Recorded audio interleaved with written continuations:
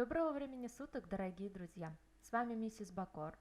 Сегодня я расскажу вам, как создать палитру переходных цветов между двумя основными цветами. Для чего это может быть нужно?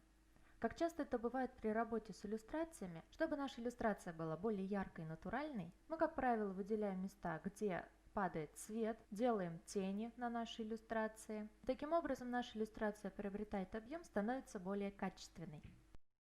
Для этого приходится создавать палитру цветов, которые бы отвечали за тени, полутени и наоборот за более яркие выделенные места, где падает свет. Покажу вам небольшой трюк, как быстро решить эту проблему. На примере такой вот объемной красочной звезды, где, как ты можешь видеть, как раз есть тени, полутени и наоборот яркие выделенные места, где падает освещение. Так, пожалуй, начнем. Отлично, для этого убираем все лишнее. Так, классно. Идем в палитру инструментов. С помощью инструмента Ellipse Tool создаем круг. Назначаем ему требуемый оттенок, который будет самым темным в нашей иллюстрации. Зажимаем на клавиатуре кнопку Alt и потянем наш круг немного в сторону. Таким образом создадим его дубликат. Дубликату назначаем самый светлый цвет в нашей палитре. Я выберу белый.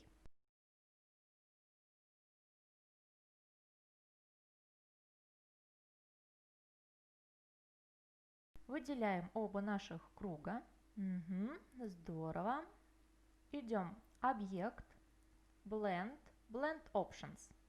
Выбираем здесь в меню Spacing, Specified Steps. И я поставлю цифру 6, она здесь у меня уже стоит. Это число означает количество переходных оттенков, которые мы получим между двумя нашими основными цветами, которые мы выбрали. Между малиновым и белым в моем случае. Нажимаем ОК. Снова идем в объект Blend, Make. Как вы можете наблюдать, между нашими цветами создалось ровно 6 переходных оттенков.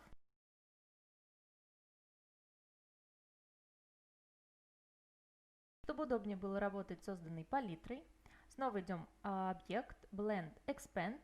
Наши оттенки преобразовались в группу кругов с переходными цветами.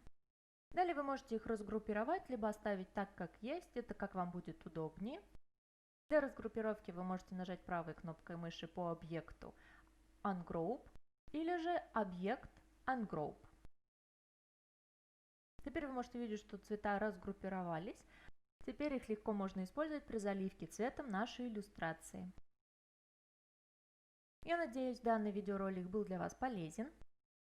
Если да, обязательно поставь палец вверх. Если остались какие-то вопросы, обязательно напиши в комментариях. Все буду читать, всем обязательно отвечу. Рада была сегодня быть с вами и увидимся в следующем ролике. Пока!